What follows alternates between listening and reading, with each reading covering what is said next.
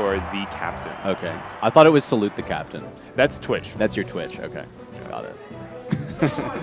So, yeah, I think I can't remember the comparison that Abi told me that RiK made to their record. Right. That's what I was just talking about. Right? Yeah. It was I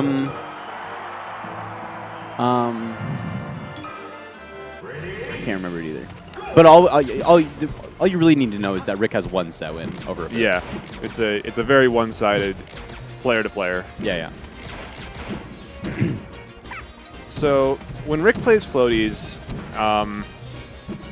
he's I don't know. I feel like he's generally just kind of uncomfortable. He really likes to fight, and he's a fighter. Yeah, that makes it tough as the fast faller player. Yeah, it really because does. floaties like to fight. They like trades, in particular. Yeah, for sure. I guess when I say floaties like to fight, that's like very ambiguous. But what I mean, he can just get him off this, can't he? Yeah. If you DI out, he's gonna bury you. Ooh. And yep.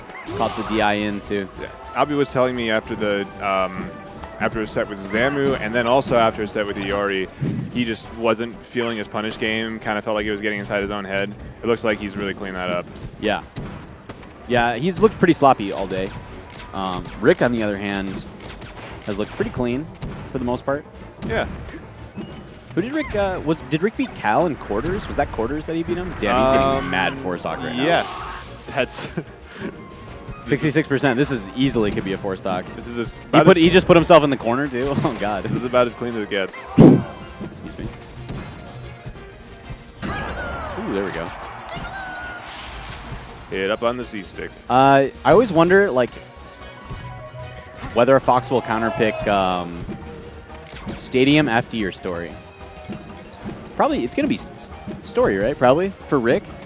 I'm gonna read or Stadium. I don't think he's an FD Fox for sure. No, I would absolutely agree with that. Yeah. But I think it's tough. I don't really see a lot of Foxes brave enough to go Yoshi's. Brave enough? Because I don't know, like it's like most Foxes these days are laser, right? They laser. Yeah, they want space for that. Yeah. I guess they want to have space to laser camp, but RiK's not a laser man though. No, he's not. How many lasers has he shot this game? Like very few, if any. Yeah, I saw him do a couple the first stock, and then he died. So yeah, I feel like he's just kind of fighting now. Yeah, which I'm fine with actually. When you're getting bopped in a game like this, it's good to try to like get yourself back into momentum, and you don't do that by laser camping when you're down 2 stocks, right? You do it by like trying to outmaneuver your opponent, right? Get some momentum going.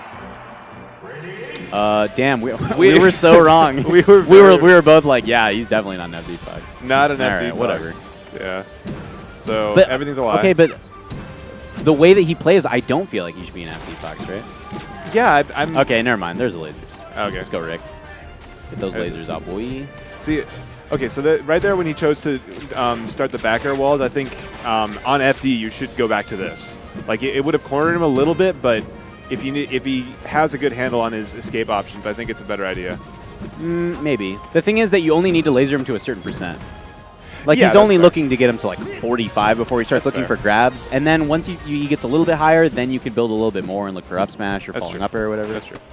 So I see what you're saying. In some situations, you're right. But it's percent dependent, you know, on both players. You have to consider the situation. As with everything in life, Captain, it's all about context. Context. Yes. Patience and timed aggression. Yeah. Clean. Yeah, Abu's edge guards have picked up a lot. They were quite bad earlier. They were subpar. Dude, when he played against Zamu, he let him back from below the ledge so many times. And I was getting tilted on commentary because I was like, bro, every time I'm below the ledge, Abi kills me. It's when we so play annoying. friendlies. Last night we were playing and he was just like murdering me. Yeah. So that's the percent at which you really shouldn't be going for up throw up air, right? You can still technically get it at that percent, but it's like super tight, you know? Yeah. Ooh. Okay. At this point, you might as well keep lasering. He's already out of like, you know, a percentage where it's important to stop lasering, which is like 80s to 90. Ooh, that was a good dash attack. That was so safe. Nice jab. Nice jab. I like when Abu went for the dash attack in the corner because he knows it's either just going to push RiK to edge or it's going to hit him and kill him. You know, Yeah. safe dash attack. Yeah. Okay. So I guess that that's interesting because I've actually talked to him about dash attack, and repeatedly he said that dash attack in the corner is bad. He just sees Hungrybox die for it all the time, which that might just be because he's playing against better foxes. But well, in the corner is bad, but when your opponent's on the edge like that, it's fine. That's fair. It's the same situation where oh wow, that was tough. tough. Yeah, it's the same kind of thing where if you know you have like if you are a fox and you have your opponent near the ledge like that, you can up smash their shield reliably. Because up smash has a lot of, it pushes back quite far. Yeah. So you know that it can knock on the ledge.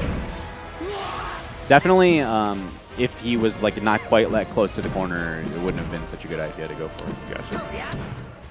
Cool. Up Cool air. up air, yeah. I actually like having you for this specific matchup because you've talked to Abi so much about what he feels about Melee. Yeah. For those of you who don't know, the captain here next to me is a med student alongside Abi. What's your school again? Midwestern University. Yeah, boy. In the South Burbs. Well, Southwest Burbs, I guess. Yeah. More west than south, but a bit south. Right around there. Of Chicago. RiK doing a pretty good job when he's down, not really overcommitting. Yeah, that's Not allowing percentage to be built on his next stock. He's doing a nice job with it. Definitely. Very dash dance heavy. Ooh, that was good pressure string. That was very good. Super late bear on shield. And then he was actually fading with that rising bear, too. Yeah. Fading away from shield. So it's like not a lot that Puff can do a lot about it. Great ASDI down. Snap the ledge. No reaction on the roll-in. Yeah, that's something that I don't see a lot of foxes being really good at. Only Armada, honestly, I see being incredible at conversions off of Shine knockdown on Puff. Dude, Abu harps about that so much, too. Yeah. He's always talking about how, like, when he plays against Armada will just, like, destroy him off knockdown, which is key because off of knockdown, Puff does not have great tech rolls. Her get-up rolls aren't great either, and Fox is so fast you can cover everything. And it's one of the easier ways for Fox to get a grab as well. Yeah. So Armada's always looking for the follow-ups off of knockdown to find a grab or, up smash potentially as well. Yeah, as far as like guaranteed punish game as Fox on Puff, like you have a good amount, but like there's up throw, up air, and there's that. Like if you there's have not a lot. Ooh, that was a sick grab.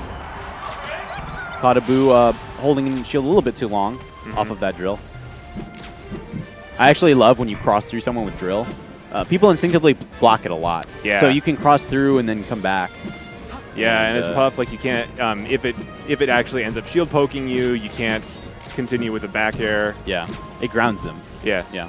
But Abu is actually really good at taking drill, letting it ground him, and then he'll wave dash back. So when you try to grab him or whatever, then you miss and he grabs you. He respaces out of shield situations with wave Yeah. dash. Oh, that's a great way to put it. Yeah. Yeah. He's always adjusting his spacing in those kinds of like the really quick 1-2 situations. Where Yeah. he blocks and then he moves. Can be really frustrating to deal with. RiK doing a really nice job building percent to bring this back though. Yeah, it's really, really safe. The relatively early with like a 70% kill on the last stock. Set him up nicely to potentially take this game too. And we were talking about RiK not being an FD Fox. No, but yeah. You know what the thing is? I didn't account for how strong his dash dance game is, which is a lot of what FD comes down to. And he's willing to go to the lasers too. I didn't expect him to. I guess I haven't really paid attention in the past to his sets versus Puff, specifically for his laser tendencies. But he looked real comfortable playing that game. Exactly, yeah. Yeah, I think another thing that I've talked with Abi about is, what is good about all of the bad stages for Puff. So FD and Stadium and Yoshi's are all bad stages for Puff. Yeah. But what can Puff use on each of them to her advantage? And he says that on FD, Dude, there's not much. There's not a lot, but what he tries to do is just cut down your movement options. I mean, but that's what he's trying to do on every stage. FD just makes that like all you do. All you do. Yeah, exactly. It just narrows it down. Yeah. So, but what you were talking about with RiK's good dash dance game, that makes it harder for him to accomplish that. Right. Yeah.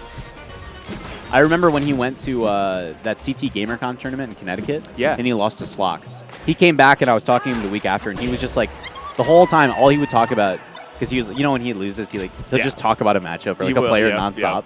He just would not stop talking about how good Slox's dash dance was and like how it was really difficult for him to deal with, and it's not something that he. Oh, the reaction! Oh no! All right, still dies for it after a lazy attempt at getting back to stage. I don't know if I've seen a Fox try to SDI that forward air. Is that feasible? Like to try and survive a little bit longer? Maybe. Like you can. You can do anything without SDI. Yeah, that's your philosophy in Melee. The SDI master. Oh, damn. Ooh. That's tough. Once Puff has a read on your recovery, Fox just... I don't know what you do. Oh, a lot. You can definitely mix it up. Well, it's once she has a read. Like, what do you mean read? So, like, she just knows where you're going to go. And I feel like that was what well, happened if anybody has a read on your recovery, they just kill you in any situation. But Fox, of all characters, has like a million mix-ups that he can do. That's fair. So yeah, you just have to be cognizant of the types of recoveries you've been doing. Oh my God, that's so fast, 30%. Woo! Oh, nice. That's how you shark right there. That's how you stay underneath the puff and punish. Ooh, I love that. RiK bringing it right back. Oh no! Oh, let's go. Let's go. Alley-oop. That's the second time I've seen the double jump up air work for a Fox during this commentary block I've been doing. Really?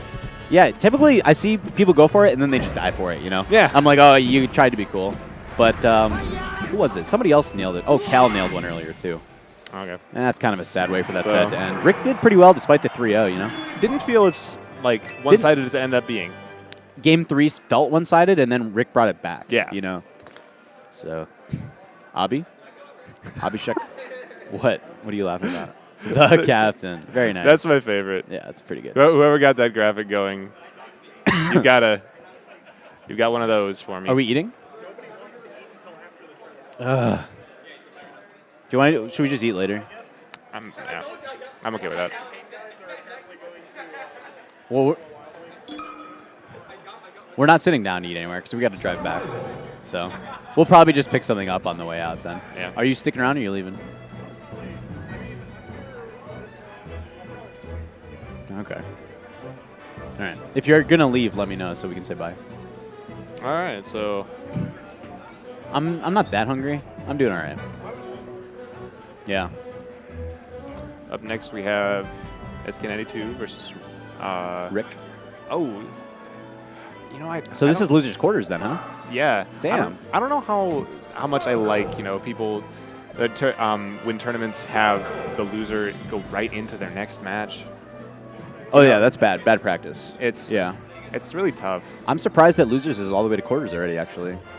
Yeah. Winners seems to have been going much slower than losers. Yeah. Yeah. Zamu and SK92 I saw going on, like, I guess that happened pretty quickly. What time was this tournament scheduled to end? 11? 10? 10:30? I couldn't tell you. Yeah. Usually I look right. to see, and then I will keep track of it to see if the tournament's running on time or not. Yeah. While we're chilling before this starts, I'm gonna look it up real quick. Alrighty.